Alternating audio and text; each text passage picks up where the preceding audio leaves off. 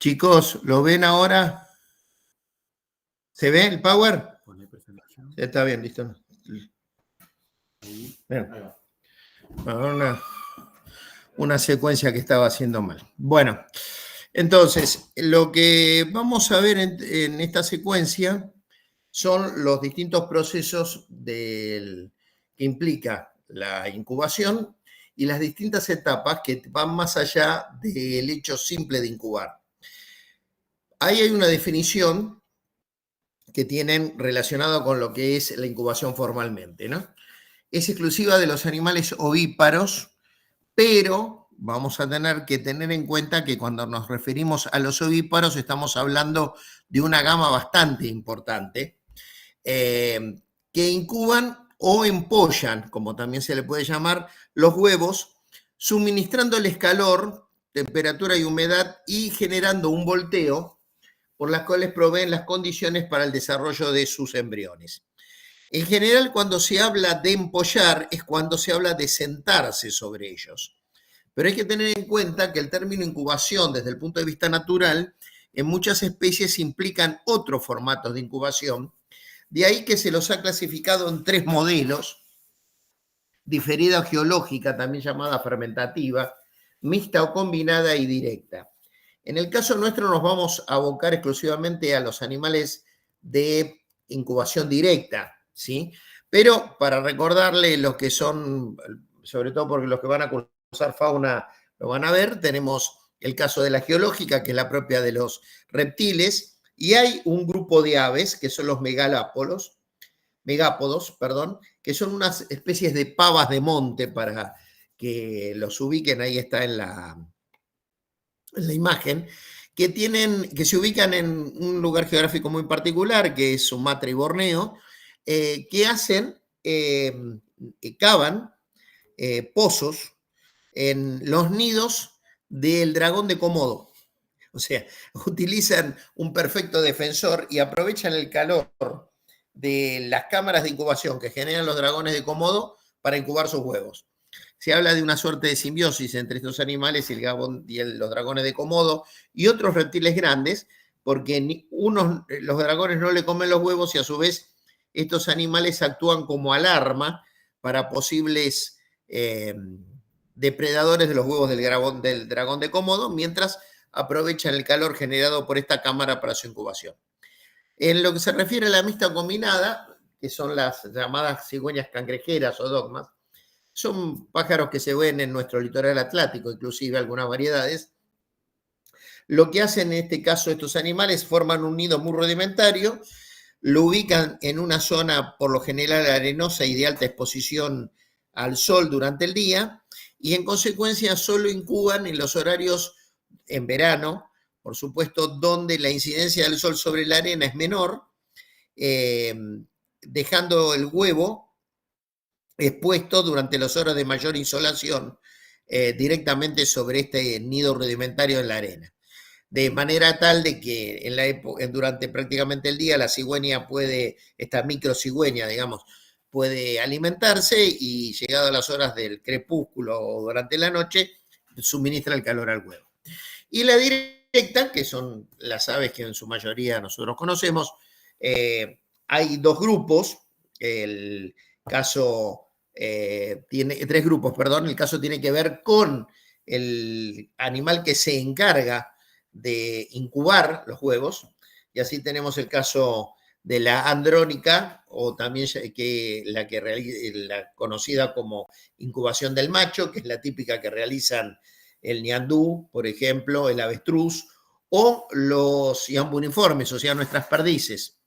Y la que realizan ambos sexos, donde se turnan, que es el caso del pingüinos y las grullas, donde ambos progenitores permanecen un tiempo variable de acuerdo a cada especie, incubando el huevo, y después son reemplazados por el otro progenitor, y en el caso de la incubación donde solo están las hembras, que es el caso que vamos a ver, que es el de la gallina doméstica.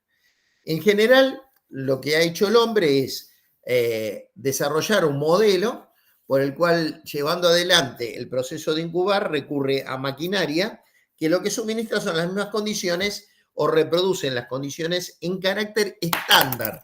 Esto es muy importante que lo tengamos en cuenta. ¿Por qué? Porque al cabo del tiempo, distintos estudios, sobre todo en el caso de las aves domésticas, llevados por Hunt y sus colaboradores, permitieron hacer una especie de estandarización de los patrones de incubación de las distintas especies. Posteriormente, Humberton y Hamilton se encargaron de definir las etapas de evolución del desarrollo embrionario de un proceso incubatorio. Pero lo importante que hace Hunt es, después de estudiar una cantidad importantísima de procesos incubatorios, logra establecer lo que hoy se conocen como patrones de incubación, haciendo que las máquinas queden estandarizadas a los requerimientos promedio de temperatura, humedad, volteo y ventilación o aireación que requieren las aves para desarrollar sus embriones. Esto lo que facilitó técnicamente fue que no hubiera que realizar variaciones a lo largo del ciclo incubatorio, porque es cierto que existen pequeñas de estas variaciones dentro de las distintas especies, en particular por ejemplo, biotipos productivos. Hoy en día, esto es un planteo que es un desafío para la selección. Hasta no hace mucho tiempo se partía de la base que esta estandarización no había producido cambios significativos en los tiempos de desarrollo embrionario.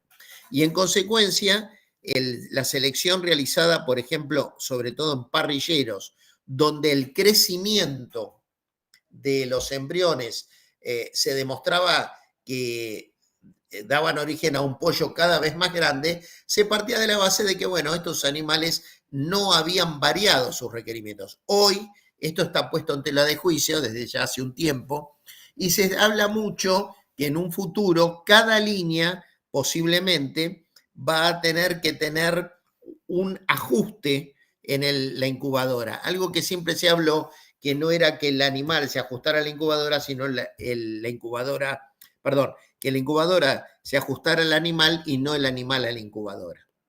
Modelos, tamaños y formatos hay variantes de todo tipo, desde las más primitivas, cuya fuente de calor se basaba simplemente en un foco, o en el caso más antiguo, en una pequeño tubo de Bunsen, o sea, un mecherito, inclusive reemplazado en el campo por un candil, hasta las actuales que permiten tener un promedio de 90.000 huevos por carga, y que no son en una sala de incubación una, sino son muchas.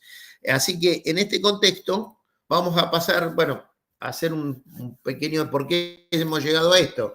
En realidad, el hombre siempre tuvo un poco esta curiosidad en cuanto a los requerimientos y a las posibilidades de independizarse, de tener que recurrir a una hembra y que limitaba al número de puesta de huevos fértiles la incubación, y poder juntar huevos fértiles que no siempre tenían un destino por parte de las hembras de incubación. Sabemos que hay muchos huevos fértiles que ponen las hembras a lo largo de su ciclo, habiendo un macho que no terminan siendo incubados, y bueno, con el objetivo de maximizar el uso de ellos, ya hay registros desde el antiguo Egipto, donde se me mostraba cómo se hacía la incubación. De hecho, hoy en la actualidad todavía en zonas rurales de Egipto se incuban mediante procedimientos de cámaras adaptadas, donde el calor y la temperatura, si bien han dejado de utilizar la fermentación del estiércol y vegetales, no se han alejado mucho de esto. Los huevos de una gallina que es motivo de banco de selección genética, que es la Fayumi, porque imagínense que si un huevo se desarrolla en un ambiente de semejante nivel de contaminación, termina su ciclo biológico y desarrolla un pollo, es indudable que la resistencia que tiene a determinados agentes externos este animal es muy importante. Producto de miles de años de selección natural. Por eso los primeros modelos fueron cámaras donde el hombre observando reproducía lo que en realidad vio que hacían los reptiles. En el caso tanto de los chinos como de los egipcios observaron la acción que realizaban los respectivos lagartos, hablando de lagartos cocodrilos, en el caso del cocodrilo del Nilo o el cocodrilo del Yangtze. Y se sabe que han llegado a generar cámaras de incubación, en el caso de China, de casi 36.000 huevos. Paradójicamente, no siempre fueron los huevos de gallina los primeros en incubados. En la mayoría de los casos fueron huevos de aves acuáticas como patos y gansos. Posteriormente, recién hasta el siglo XIX, no se retoma esta actividad y el grueso de la incubación se basa en la incubación natural. Recién, a mediados del siglo XIX, aparecen las primeras incubadoras artificiales en los Estados Unidos, muy rudimentarias, con un porcentaje de incubación, si se quiere, aceptable, pero que databa mucho de los resultados posteriores. Recién en el siglo XX, alrededor de la finalización de la Primera Guerra Mundial, precisamente un inventor, porque no se podía decir un técnico, que un tal Smith, hace la primera cámara de incubación. En realidad se podría decir que era una adaptación de una cámara frigorífica, solo que en vez de proveer frío, proveía calor, con ventiladores para forzar el aire caliente, y bandejas ubicadas que mediante un sistema de palancas, movidas al principio manualmente y posteriormente con un motor de explosión, hacían el volteo y se utilizaban para distintas especies. En realidad, en la actualidad, como ya les dije, el sistema está prácticamente, mejor dicho, no prácticamente, está absolutamente automatizado en lo que es la incubación industrial. ¿Hasta acá alguna duda? Pedro. Hola, Pedro, ¿me escuchás? Pedro.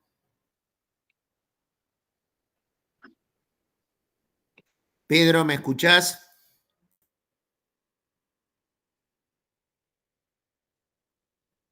A ver. Hola, ¿me escucha? Sí, ¿me escuchás vos, Pedro? Le quería preguntar en cuanto a la fermentativa, ¿eso, el huevo fermenta? No. No, no, no. Se llama fermentativa porque lo que se utiliza es la fermentación de productos para generar calor y humedad. Ah, bien, bien, bien. O sea, es lo mismo que hacen los reptiles. ¿Qué es lo que hacen? Forman una cámara, ¿sí? Cuando veas en la parte de fauna el caso del lagarto vero y el cocodrilo, o mejor dicho, el yacaré en nuestro caso, forma una cámara donde hace primero una cama con material orgánico, hojas, plantas acuáticas y demás, que por las condiciones de los lugares, alta insolación o alta humedad, rápidamente entran en fermentación. Coloca los huevos y después los cubre con una estructura que también utiliza materiales similares, inclusive tierra. Esa estructura tiene la particularidad de, al usar ramas y demás, no es una estructura absolutamente compacta y cerrada.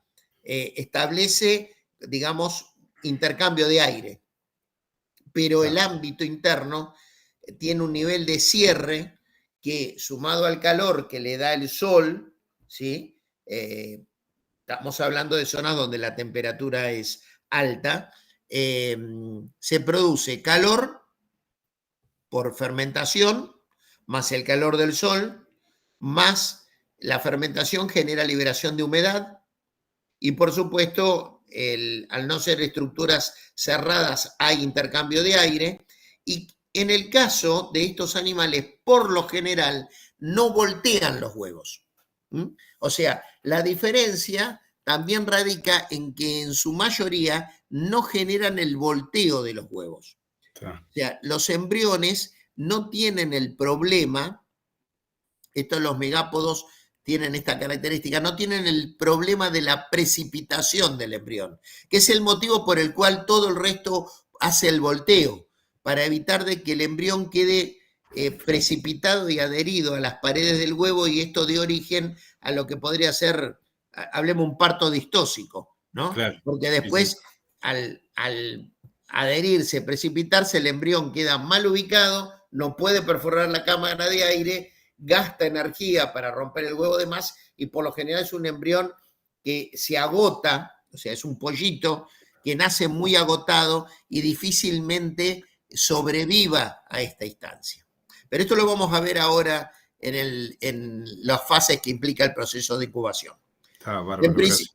No, por favor, quería saber es que me escuchara, porque como no los veo y quiero cualquier cosa, cuando pregunto, me paran. Fases que implica este proceso. Bueno, principalmente podemos dividirla en 4 fases, que son el manejo. ¿Cómo? A ver ahora. ¿Se compartió? ¿Qué pasó? Perdón, ¿eh? No, perdón.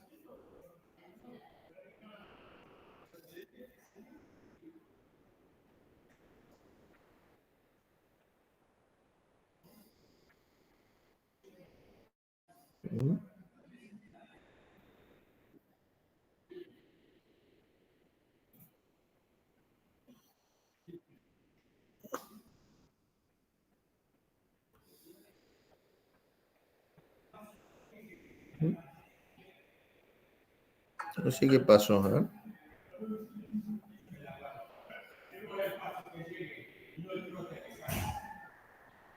¿Se ve ahora? Sí, sí, sí, pero no sé qué pasa, por qué no está, no se está presentando.